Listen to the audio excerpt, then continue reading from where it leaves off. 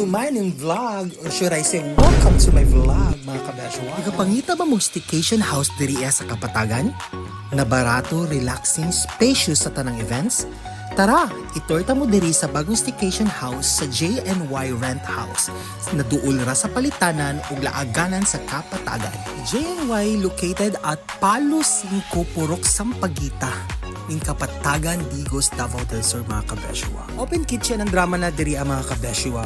Na sila refrigerator para sa inyong ginadala ng mga foods, na nasa grill station, kitchen stove, and of course, water dispenser.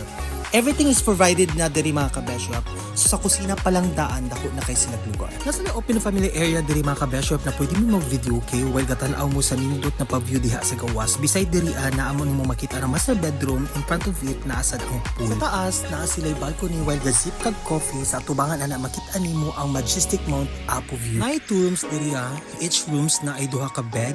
Ug what best here also na sila'y CR diri with hot shower. From above makita nimo ang pool and bonfire area, and also visible sa diha ang bukid na relaxing kayo sa mata ug ang kanindot sa palibot. Kay bago pa man gini open mga kabeshiwap, so ang tag-iyaan ning balay mga kabeshiwap is ilang gipublish ng daan. In double celebration po yung mga kabeshiwap kay aside sa blessing birthday po sa tag-iya aning friend house. Morning view mga kabeshiwap po nakadiri banda sa parking lot mga kabeshiwap. Napoy tambayan natin mga kabeshiwap na pwede sa magpungko, mag-chill, kauban ng mga friends and family mga kabeshiwap. So diriya pa lang daan area mga kabeshiwap, pwede no if ever na dato mo na side mga kabeshiwap, pwede mo mag-abang o ka ng live band. So pwede po ni diri mga kabeshiwap himuon siya stage yung banda o dira butang mga lamisa.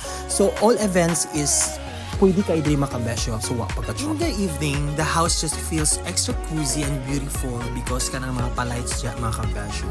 So nag-blend it siya sa lugar. So man yung open family area din mga kabesyo na ginaiwan ako sa inyo na pwede mo mag-video king, pwede mo mag-serisayo, so mag-tumbling pa mo mga kabesyo, spacious kaya ang lugar mga kabesyo.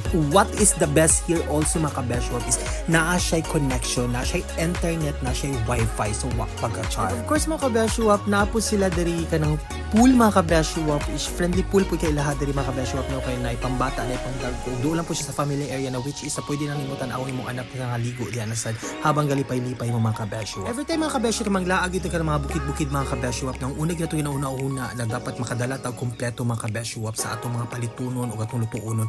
You don't have to worry andiri mga kabesyo kay ang JNY Rent House is duol lang gyud sa mga palitan ng mga kabesyo na duol sa bagsakan sa mga gulay, sa prutas, everything na pwede naman paliton mga kabesyo is doon na siya din. 5 minutes away lang gikan sa staycation na inyong ginalantahan. Akong ganahan din sa JNY Rent House mga kabesyo. Nasa sa sentro sa Kapatagan o doon lang siya sa mga laaganan mga kabesyo o safety ang lugar. Ayun na mga kabesyo, mauto akong experience din sa JNY Rent House. For more inquiry, ibutan lang nako sa caption nako diri sa ako ang vlog ang manage and owner sa JNY. Bye!